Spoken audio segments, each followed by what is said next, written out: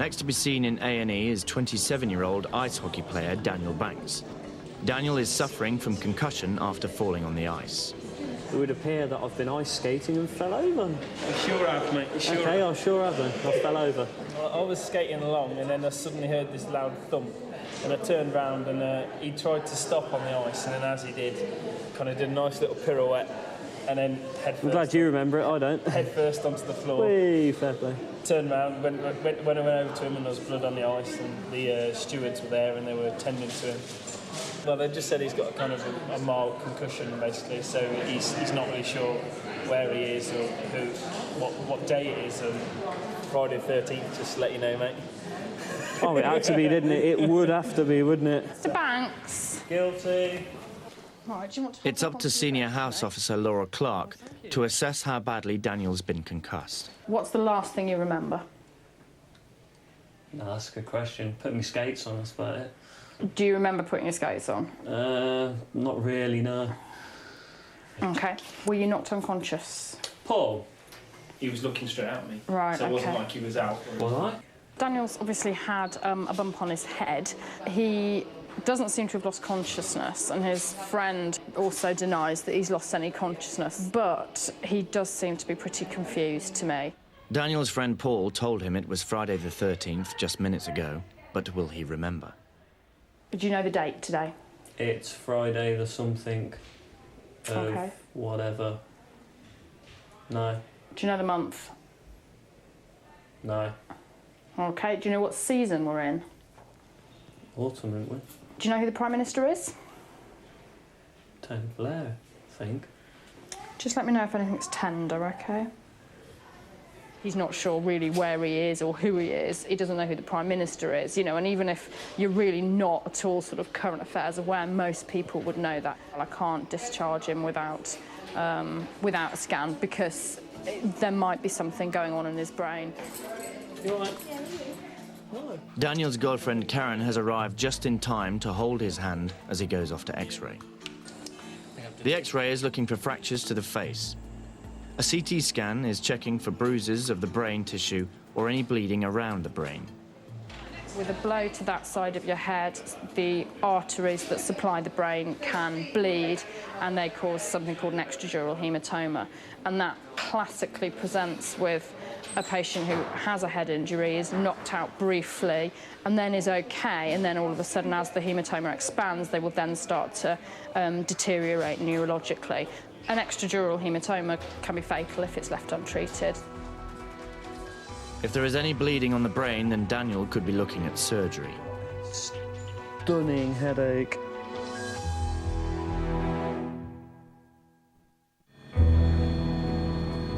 Earlier today, Helimed 53 was called out to a motorbike accident involving 17-year-old Kieran. Kieran braked hard to avoid hitting a van. He went over the handlebars and landed with his bike on top of him. Kieran, you all right? Kieran. The air ambulance team rushed him back to A&E because they were concerned about a possible pelvic injury. If I take the neck. A CT scan will reveal the full extent of his injuries. Yeah. What I'll do is.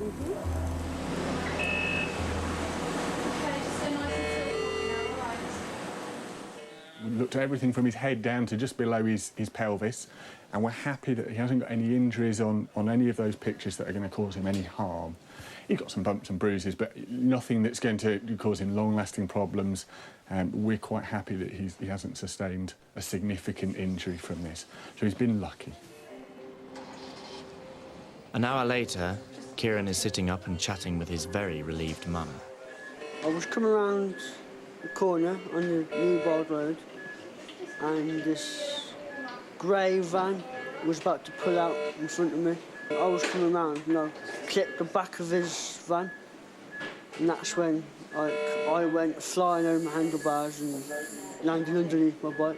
At home, getting ready for work, panicking because he wasn't back from work, and somebody rang at the scene and said that he'd been involved in an accident, and just my stomach just turned, felt sick, and that was it, and just raced up there and So I've just got a few bruising and grazes on my leg, but I should be fine. But I haven't got any broken bones or nothing like that. Kieran's injuries could have been so much worse. Even the air ambulance doctor who treated him on the scene agrees he had a lucky escape. Kieran was very fortunate. You know, he was on a very straight bit of road, so let's say his speed was sort of 50 miles an hour. He'd come off at a significant speed after heavy braking, so much so that the bike had actually flipped and landed on top of him. I think he was very lucky to get away with what he did. It was Kieran's granddad who bought him the bike, but as to whether he'll ever ride it again, Kieran and his mum have very different ideas. It wouldn't stop me. So I'll probably still get back on it again if I'm allowed to. Then. Put my foot down, basically. Trying to convince him not to get on it again. You know, next time he might not be so lucky.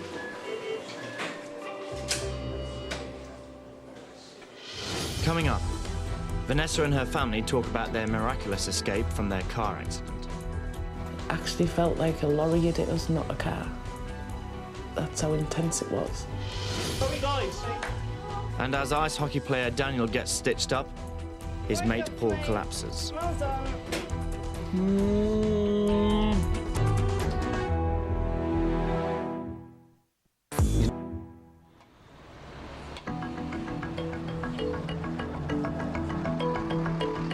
I've got a stunning headache.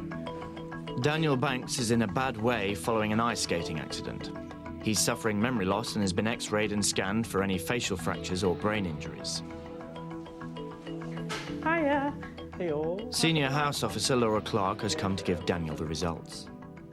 You've fractured your facial bone on the left.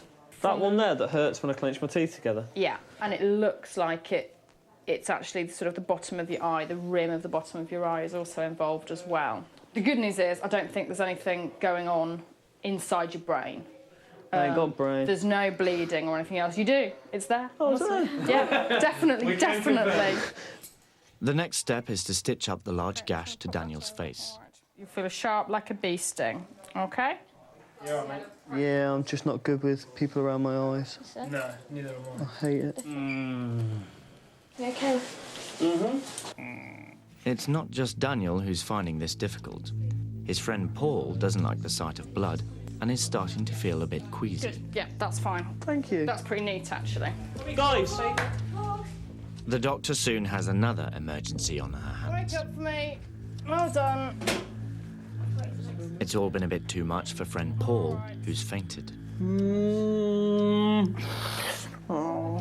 OK. Dude, hang in there. That's it. Relax for me. OK? Paul is taken to the cubicle next door to recover. I saw Dan having his eye done, and I saw that I'm not very good with blood anyway, and I just kind of looked at it and I thought, oh, I could feel myself getting sweaty, and I thought, I need to sit down. And I sat down and I just went, I was there for about 3 or 4 seconds and I just went. While Paul is resting, the maxillofacial surgeon, Dr. Burrett Pater, comes in to chat through Daniel's options. The accident has left Daniel with a small indent in his cheek, which can only be corrected with surgery. The way to do it is, you need to operate, either make a cut up here or one up inside your mouth and lift the whole bone out. It's not going to change in 5-6 days.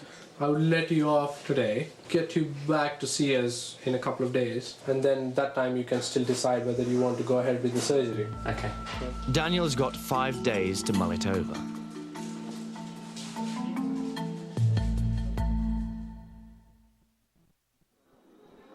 Seven days ago. Meanwhile, it's 5 days since 27-year-old ice hockey player Daniel came into A&E with a broken jaw.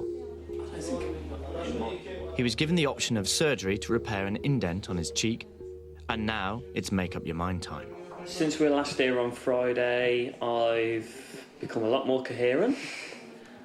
Pain's gone slightly, but apart from that, it looks like the Elephant Man.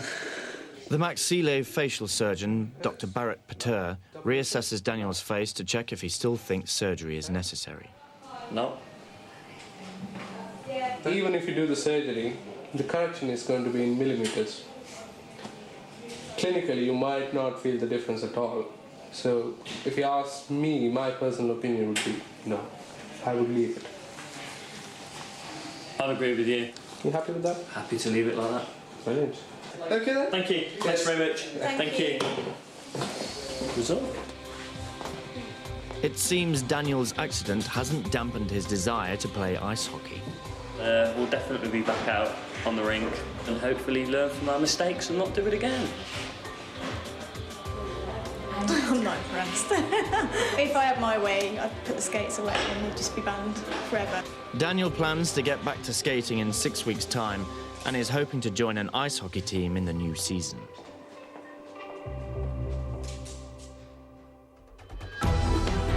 Right,